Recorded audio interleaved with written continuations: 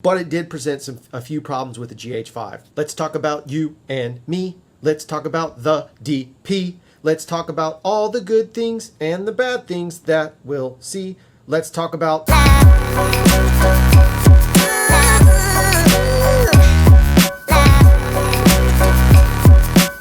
Hey everybody, today on Inside Craft Show, we're going to talk about using LUTs with the GH5, the red, a drone, whole lot of stuff. How can a LUT be a shortcut?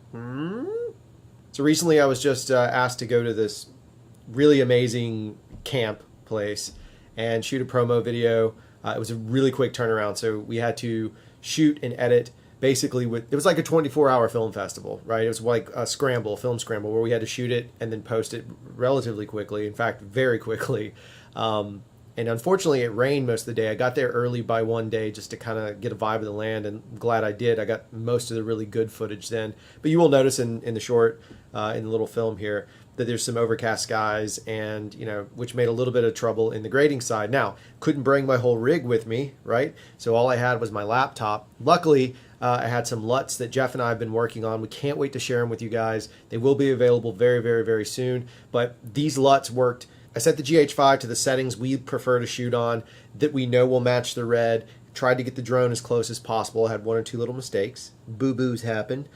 But we took those LUTs and were able to apply them over the different styles. And so how we've broken our LUTs out in this GH5 versus red versus drone scenario is we've taken our LUTs and we've broken them into images. So sometimes you're in a hurry, especially if you're shooting really quick run and gun type stuff, and it's easier to go back and look at your image, compare it to another one. So that's kind of the stack up that we use is, oh, look, this shot reminds me of this piece, and then we have a LUT that kind of matches that look. We have those together. Here's the short film. See if you can figure out which one's red, which one's GH5, and if you can't figure out which one's drone, then awesome.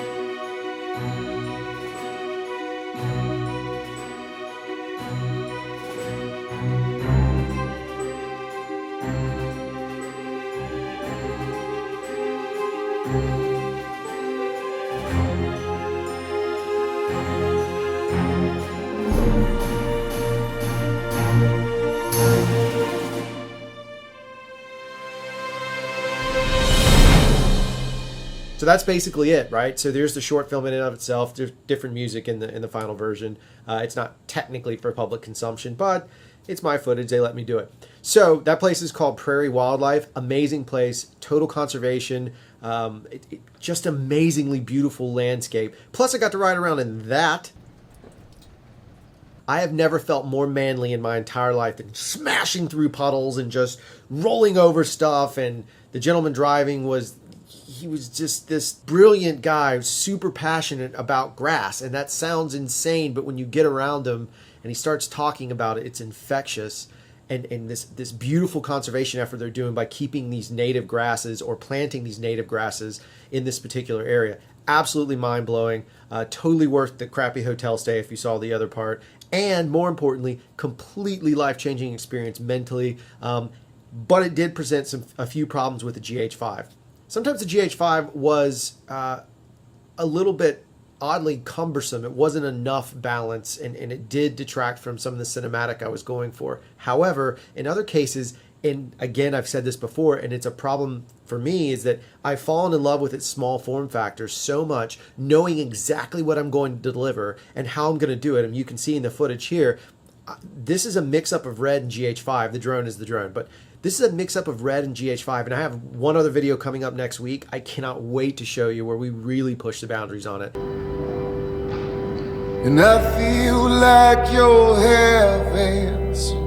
mixing these two cameras together has become this beautiful dance for me. And frankly, I'm using more and more GH5 footage than I thought I was going to. I thought this would just be a B cam, but it's becoming a primary for certain clients and certain levels. Do I love shooting on the Red? Absolutely. And digital cinema is still my favorite medium. But some of these smaller cameras are really adding back into the quality of work, and it's allowing me to tell a better story, and that's what's really important. So yet another problem with the GH5, and this is in all honesty, is its small form factor and ease of use is actually making me a little lazy, because I know I can just throw it up and shoot. Whereas when I'm shooting on a digital cinema camera, I have to pay attention. I have to think about the shot. So there is a little bit of an adjustment curve going up or down or left or right or before or after, or whatever you want to say. But there is an adjustment curve that I am still growing into, and I've been shooting for 20 years. But it's just this fascination. Now, have I shot on DSLRs before? Yes, not much.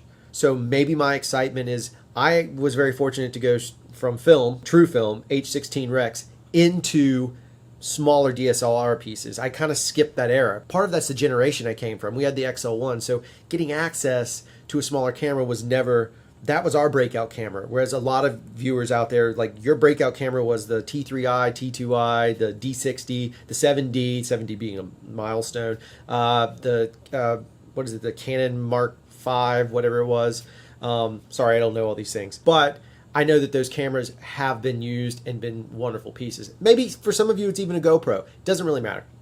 Think about your shot composition, whether it's with a small Micro Four Thirds camera, or it's with an Alexa, or a Red, or a Phantom if you're shooting slow-mo. Who cares? Point is, think about your composition.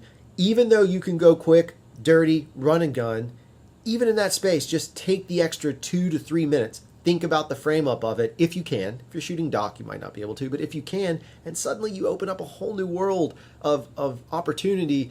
And that's the fascinating part about using this camera. That's why I'm in love with what Panasonic's doing, because I feel like Panasonic is enabling filmmakers more so than enabling photographers to shoot video. Panasonic is enabling videographers to be able to take stills, and that's how I see it. That's the biggest difference between the Panasonic line and everything else. Sony is still producing a still camera. Panasonic is producing something new. It's a new breed. Let's talk about it. If you got any thoughts, questions, comments, make sure to like, subscribe, share. Post them in the comments. I talk back. We talk all the time. It's either me or Jeff. It's one of us, and we will answer. You can even ask silly questions. We don't care. You can email us. Whatever you got to do. We're here to help you as much as we are to help ourselves. That sounds weird. We're here to help you as much as we are to help grow the community. We want to see everybody working. This isn't just about numbers, likes, and subs. It's about building a better environment for all of us. I can't wait to see you on set. Hope to see you soon. I'm out.